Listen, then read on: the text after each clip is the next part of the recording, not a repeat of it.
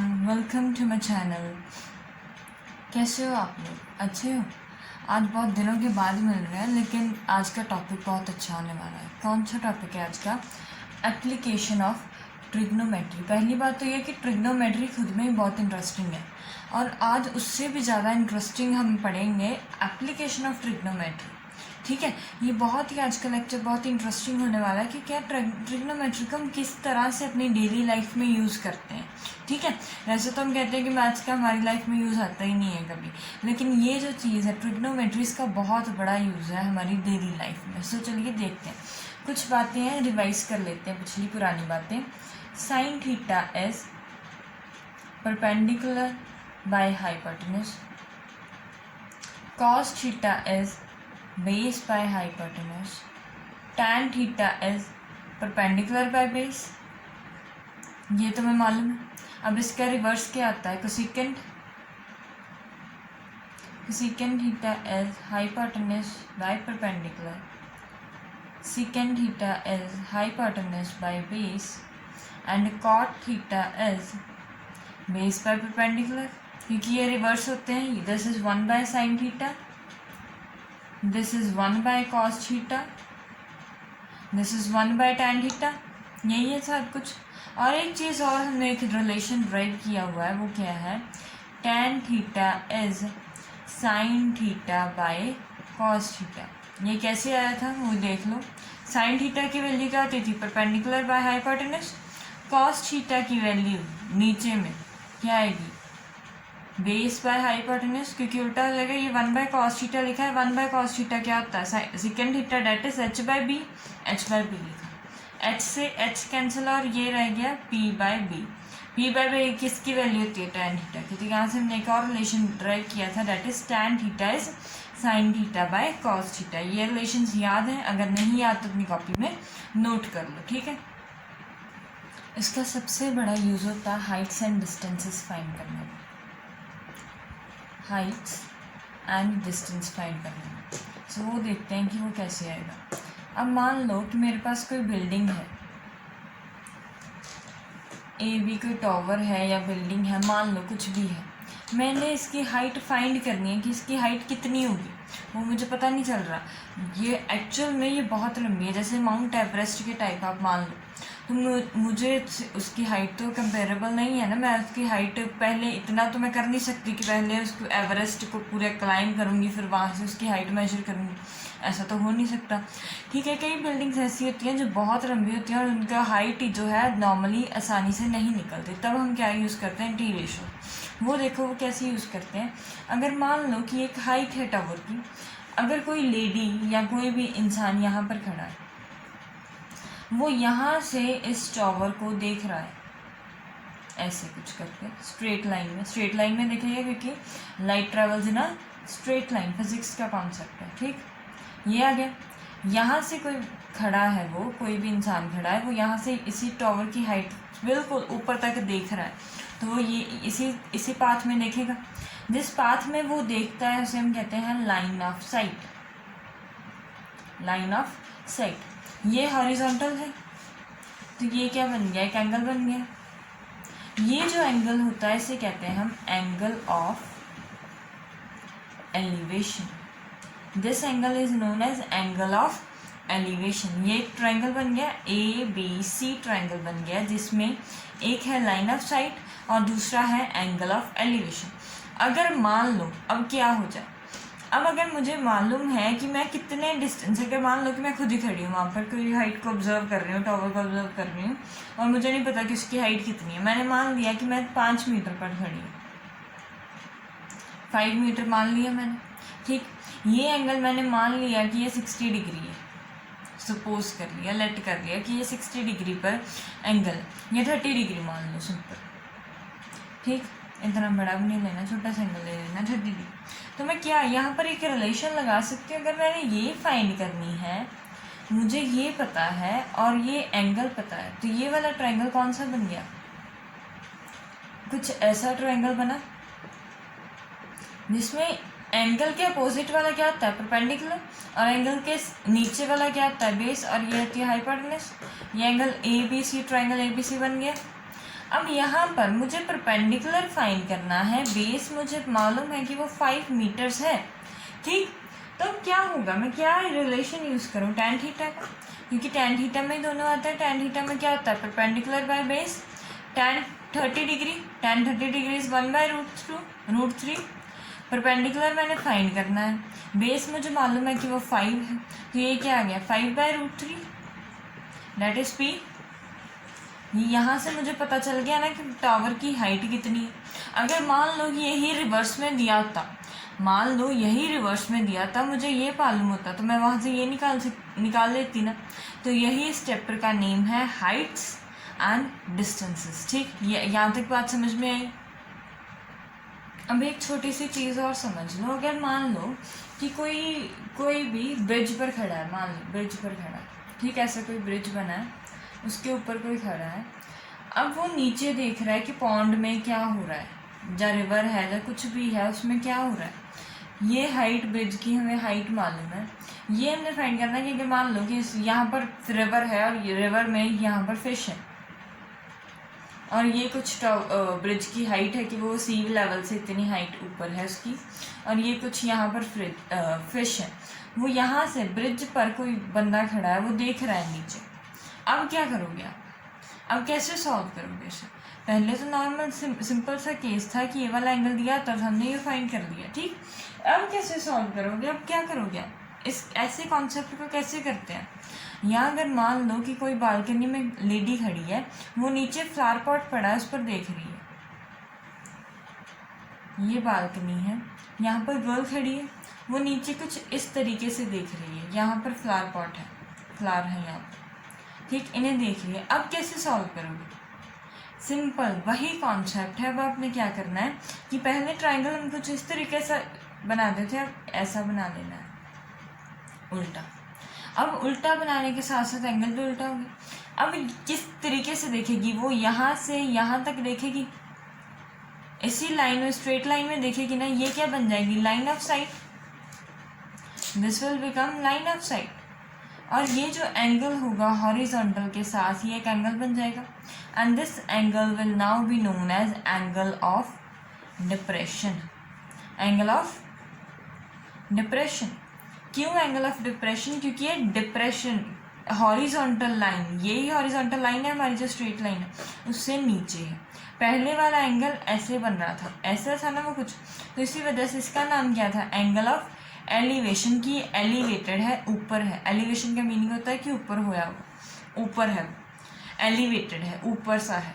इसी की वजह से इसका नाम एलिवेशन था, इसका नाम डिप्रेशन है क्योंकि ये नीचे आ रहा है, ठीक। यहाँ तक बात समझ में। अब इस पर कुछ क्वेश्चंस कर लेंगे और आपको समझ में आ जाएगा।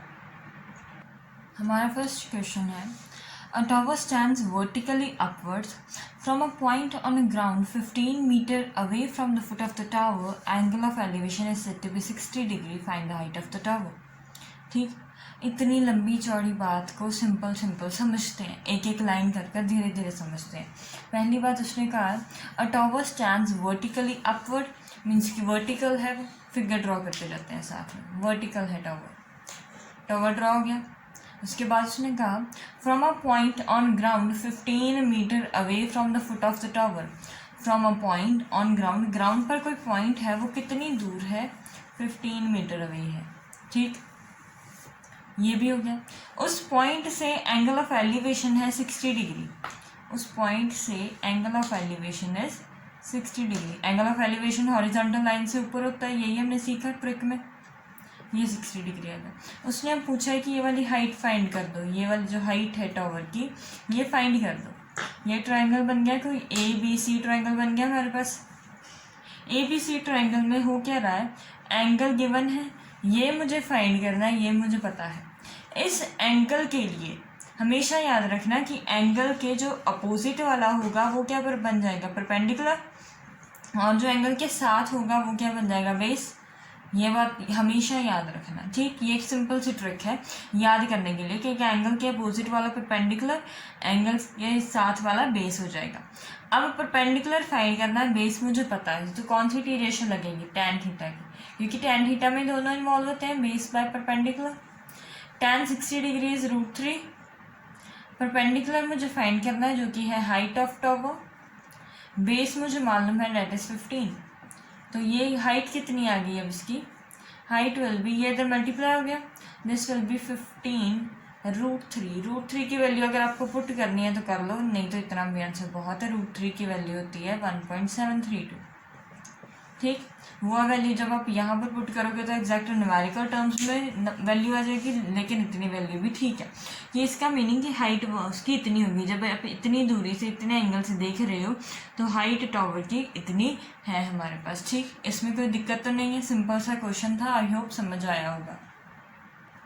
अब जो नेक्स्ट क्वेश्चन है वो ये है कि an observer of height 10 meter away from a chimney, the angle of elevation of top of the chimney from her eyes is 45 degree. What is the height of the chimney?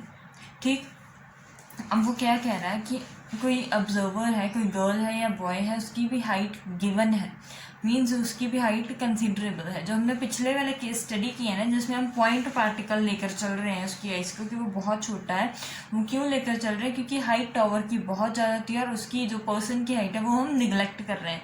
लेकिन इस case में क्या, उसने हमें person की height दी हुई है कि वो कोई पर्सन है, उसकी हाइट है 1.5 मीटर और that person is 10 metre away from a chimney. कोई चिमनी है, यहाँ पर मान लो कि मेरे पास ये वाली चिमनी है, उससे कोई बंदा है जो वो इतनी दूरी पर खड़ा है, 28.5 मीटर की दूरी पर है, उसकी खुद की हाइट 1.5 मीटर है। अब नेक्स्ट चीज़ जो उसने बोली है वो ध्यान से सुनो, the angle of elevation of the chimney from her eyes, उसकी जो आँखें हैं उससे एंगल 45 डिग्री है, ना कि उसके पैरों से। फ़र्क आएगा दोनों चीज़ों में, क्या फ़र्क आएगा वो समझो।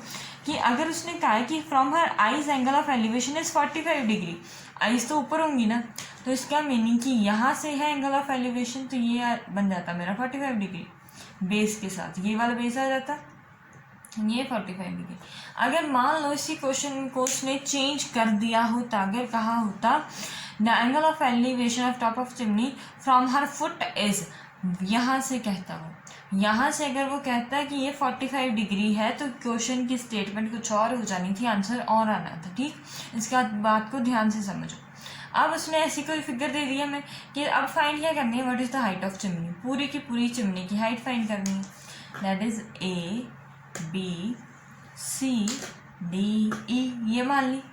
अब चिमनी तो पूरी है, AB + AE, चिमनी की हाइट कितनी है, AB, वो किसके बराबर है, AE + EB के बराबर है। यहाँ तक बात समझ में आई, AE + EB। अब ये देखो यहाँ पर ये क्या बन रहा है, ये तो ट्राइंगल हो गया, लेकिन ये एक रेक्टेंगल पता चल रहा है ना आपको, ये एक रेक्टेंगल बन रहा है। रेक्टेंगल की अपोजिट साइड इक्वल होती है, अगर ये 1.5 है तो ये भी 1.5 मीटर होगी, ये बात समझ में आएगी। अगर ये 28.5 है तो ये भी 28.5 मीटर होगी, ये भी बात समझ में आएगी। बहुत सिंपल सी बात, ट्राइंगल की प्रॉपर्टी लगाई है कि ट्राइंगल की अपोजिट साइड्स क्या होती हैं, हमेशा इक्वल होती हैं। अब यहाँ से मुझे AE का तो पता, AB का तो पता चल गया कि EB है 1.5 मीटर। एक बात तो आ गई AB की, एक वाला पार्ट सॉल्व हो गया, दूसरा फाइंड करना है हमने AE वाला पार्ट की AE कितनी है। अब AE फाइंड करने के लिए ये वाले ट्राइंगल में आओ, ये वाले ट्राइंगल में क्या हो रहा है, AE फाइंड करनी है, ये मुझे पता है, एंगल मुझे पता है, तो ये क्या लगेगा, tan theta. tan theta is perpendicular by base, tan कितना है 45, परपेंडिकुलर इस एंगल के लिए परपेंडिकुलर क्या है AE और बेस क्या है DE। tan 45 की वैल्यू होती है 1, AE मैंने फाइंड करना है, AE इधर, यहाँ पर DE डिवाइड हो रहा है, DE इधर आकर क्या आ जाएगा, multiply is equals to AE। AE is 1 × DE means 1 time DE, तो AB बराबर है DE के, तो DE की वैल्यू कितनी है मेरे पास 28.5 मीटर्स। अब EB के तो मुझे पहले ही पता चल गई थी कि ये 1.5 है, अब AE की मुझे पता चल गया कि 28.5 है, दोनों को ऐड करूँगी AB की लेंथ मिल जाएगी, दोनों को ऐड करो कितना आता है 28.5 + 1.5, 5, 5, 10, 130 मीटर्स। मीन्स कि टॉवर की हाइट कितनी आ गई है मेरे पास 30 मीटर्स। ठीक, यहाँ तक बात समझ में आएगी। इस क्वेश्चन में कोई दिक्कत वाली बात तो है ही नहीं थी, सिंपल एक चीज़ लगाई मैंने, पहले रेक्टेंगल की प्रॉपर्टी लगा दी, फिर टी रेशियोस लगा दी। ठीक, यहाँ तक बात समझ में आई। अब नेक्स्ट क्वेश्चन है, from a point P on a ground the angle of elevation of a top of 10-meter building is 30 degree. A flag is hoisted at a building and from there the angle of elevation is 45 degree. Find the length of the flag and the distance of the building from the point P. वो क्या कह रहा है, सबसे पहले उसने बोला है कि from a point P on a ground. पहली बात तो ये कि एंगल, इसकी हाइट कंसिडरेबल नहीं है, वो सिंपल एक पॉइंट P है ग्राउंड पर। अब वहाँ से क्या हो रहा है, the angle of elevation of a top of 10 metre building is 30 degree. अब कोई बिल्डिंग है 10 मीटर्स बड़ी, छोटी है बिल्डिंग 10 मीटर्स बड़ी है, वहाँ से कोई पॉइंट P पर एंगल ऑफ एलिवेशन वो दे रहा है, दैट इज़ 30 डिग्री। ये बात उसने बता दी मुझे, पहली बात से ये बात समझ में आएगी। अब उसने आगे बोला है, a flag is hosted at a building, उसी बिल्डिंग के ऊपर फ्लैग लगा दिया हमने, हमारे प्यारे से देश का झंडा लगा दिया हमने। ठीक, a flag is hosted at a building and the angle of elevation of flag from point P is 45 degree. अब फ्लैग का जो टॉप है वहाँ से जो एंगल ऑफ एलिवेशन है ना, वो उसने दिया है ये वाला एंगल, बड़े वाला एंगल, दैट इज़ 45 डिग्री। ठीक, अब उसने बोला है find the length of flag, कि फ्लैग की लेंथ फाइंड करो, and the distance of the building from point P, ये वाली लेंथ फाइंड करो और ये वाली छोटी वाली लेंथ फाइंड करो। ठीक, ये बात समझ में आ रही है।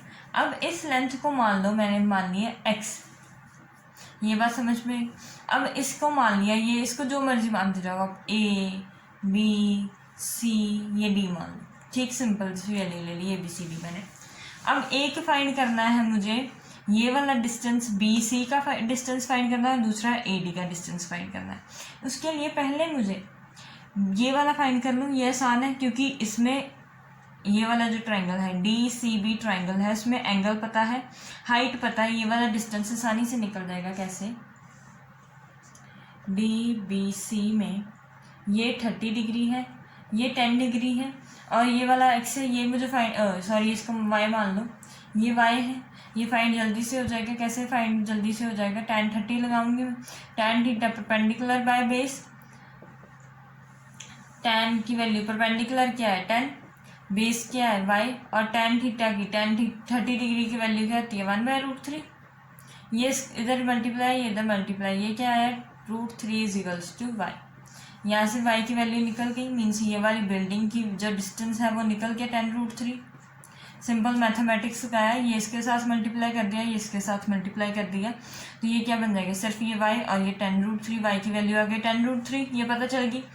अब मुझे फाइंड करनी है ये वाली वैल्यू। ये वाली वैल्यू कैसे फाइंड करो, अगर मान लो ये वाली वैल्यू मुझे पता हो, पूरी की पूरी AB लेंथ की जो वैल्यू मुझे मालूम है, अगर उसमें से मैं ये वाली हाइट माइनस कर दूं तो क्या मेरे पास ये वाली वैल्यू आ जाएगी, और ये वाली वैल्यू क्या है x है।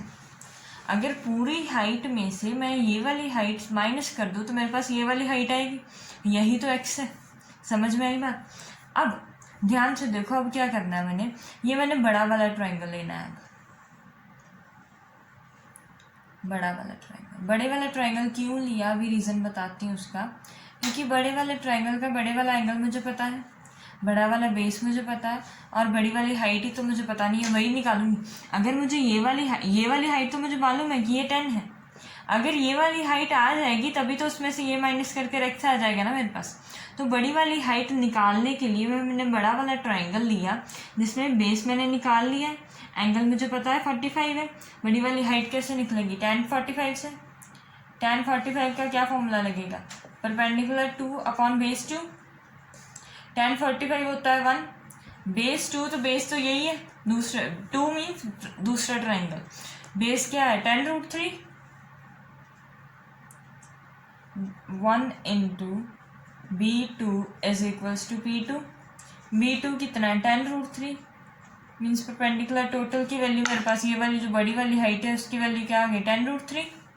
अब बड़ी वाली में से ये वाली माइनस कर दो तो x आ जाएगा, तो x will be 10√3 - 10, that will be 10 into 10√3 -1, √3 की वैल्यू आप पुट कर दो 1.732, उसमें से 1 माइनस कर दो तो ये क्या बन जाएगा 0.732, ये क्या आ गया 7.32 मीटर्स। ठीक, कैसे निकाला वो ध्यान में रखने की बात है। मुझे ये वाली हाइट चाहिए थी, ये वाली हाइट निकालने के लिए मैंने पूरी में से इतनी माइनस की, पूरी हाइट निकालने के लिए मैंने 2 बार ट्रिग्नोमेट्री यूज़ की है। सिंपली पहले छोटे वाला ट्रायंगल सॉल्व कर दिया, फिर बड़े वाला ट्रायंगल सॉल्व कर दिया और वहाँ से जो मुझे वैल्यूज चाहिए थी वो सब्स्टिट्यूट कर लिया।